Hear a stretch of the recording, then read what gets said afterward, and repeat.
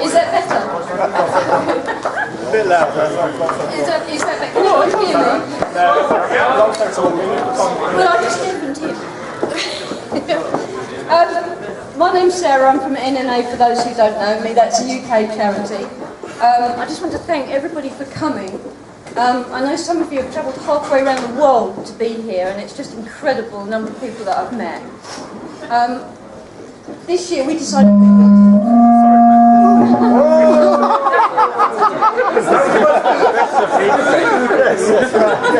That's a rumbling closing Can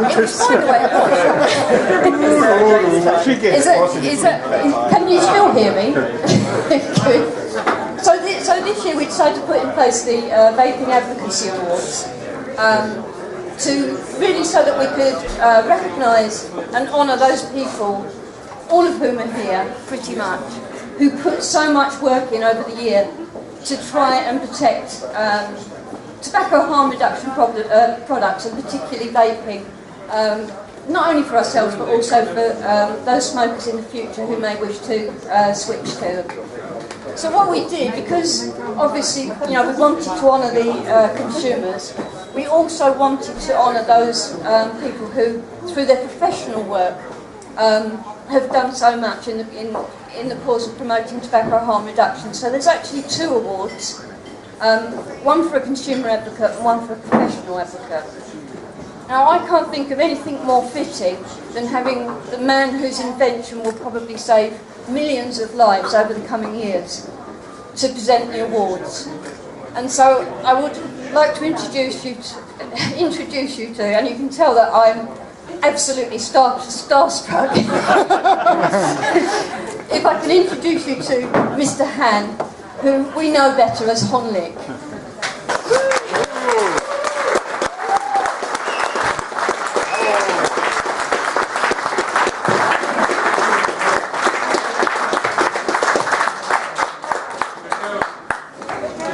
我非常荣幸，今天能够跟大家共聚一堂。我的发明呢，能够得到各位女士和先生的推崇和喜爱，这是我的成就。Good evening, ladies and gentlemen.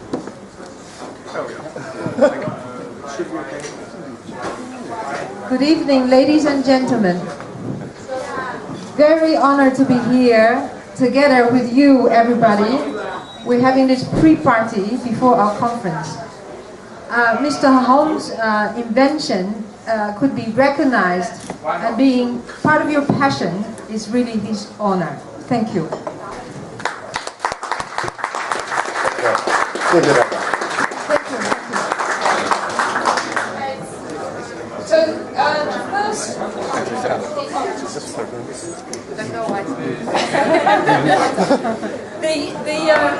the first award.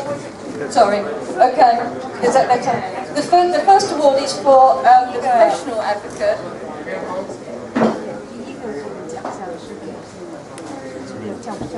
Okay. And this is for Professor Bernd Meyer.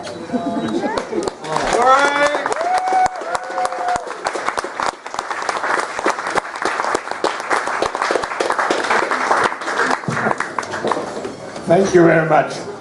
Sorry, I thought about giving a speech, but I don't think it's really necessary to explain to this bunch of people here the benefits of electronic cigarettes. Actually, I got in touch with this product as soon as I think I was the first person outside of China who got in touch with an electronic cigarette. It was in 2005 when I had this first thing. I was a heavy smoker, about 2 packs a day, and I tried it once, and I was convinced. And I started to write reports on this Ruyam product. It was just imported from China.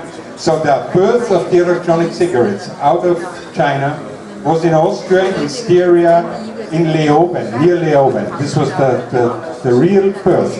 All what you are doing here, I was at the beginning. And I write reports, I was enthusiastic. I said, okay, within 15 years, this was in 2005, which there's still a chance. Within 15 years, tobacco smoking will be wiped out will be gone because of the electronic cigarettes, because there's no need to smoke anymore. But I didn't know, of course, I didn't expect that anybody could say anything against these products, because the advantage is so obvious. It's so very obvious, and all our opponents know it very well. So we don't need any scientific arguments. I still try to do it science-based, but it's not necessary. What I realized is that everybody objecting against electronic cigarettes knows exactly the potential this product has. Anyway, when I was informed by email that I got this award, I was really surprised, because I'm a scientist, but I'm doing something else. I mean, I'm in cardiovascular pharmacology, I'm doing molecular biology and stuff like that. I'm not a nicotine expert, I'm not actively doing research in tobacco harm reduction. There are others, there are many scientists outside. I see 1 or 2 or 3 here around. So they would much more deserve it. I don't know why I got this award, no idea. I think this is a decision of the community, because I'm probably the only one in the German-speaking area, and the German community was pretty active in the decision. Anyway, the damage is done. I got the award, and all I can do is to thank the jury or the judges or whoever decided that on behalf of the real scientists, the ones who are doing active research. I see Konstantinos just in front of me, are doing active research in favor of electronic cigarettes, who are publishing, who are papers. I have only one single paper on nicotine, and that's this bloody stupid reason dose. Anything else is done by others. Anyway, I thank the jury. I don't want to keep you from drinking your beer or vodka or whatever you have, and it's a real pleasure to be here. Thank you very much.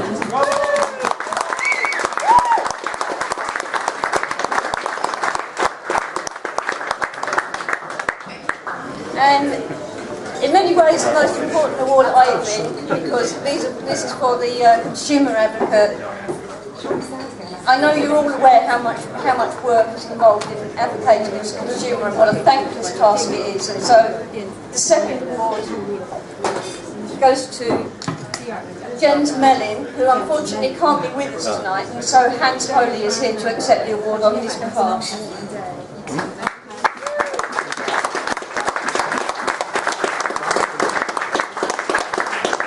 Yeah, good evening everybody. As she already said, Jens could not make it because of the personal situation at home. We already knew it before. Of course he's very honored, so he sent me instead, asked me to take his prize. I think it's a really good thing he does. It's his one-man show. His ability to put complicated things into very few sentences and to explain them very easy. He achieved that even a German court based its decision on his blog, which is a wonderful thing, because they decided that the e-cigarette is a consumer's product, not a tobacco product or medicinal product, but a consumer's product.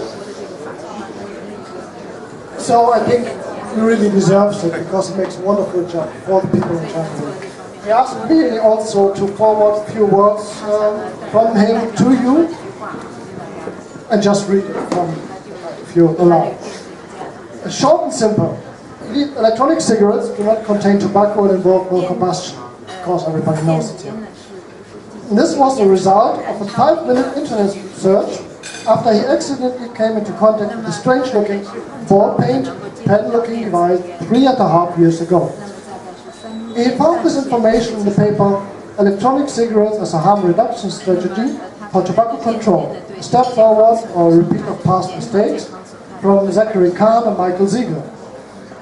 And this was the end of his smoking career, and he simultaneously the beginning of a still ongoing voyage through the abysses of public health.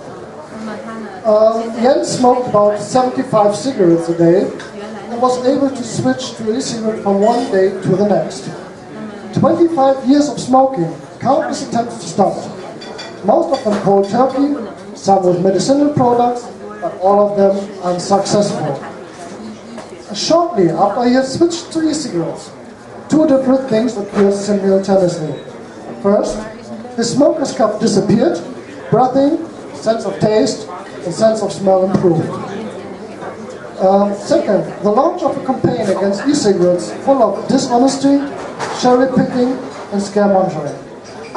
In the end, the combination of these two circumstances led him to the decision.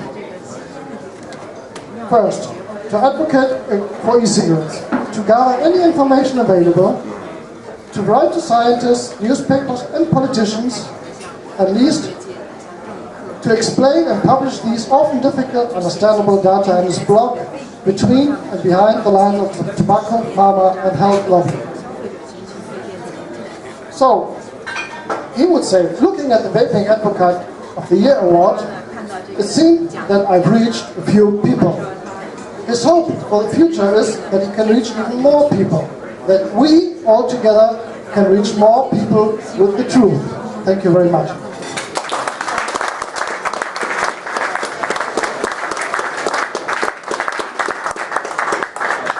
So we've kept you long enough. Eat, drink, be merry. Don't do anything I wouldn't do. Thanks for coming.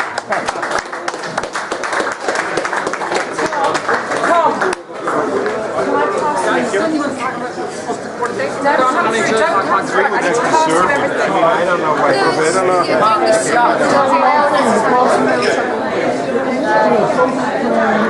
know.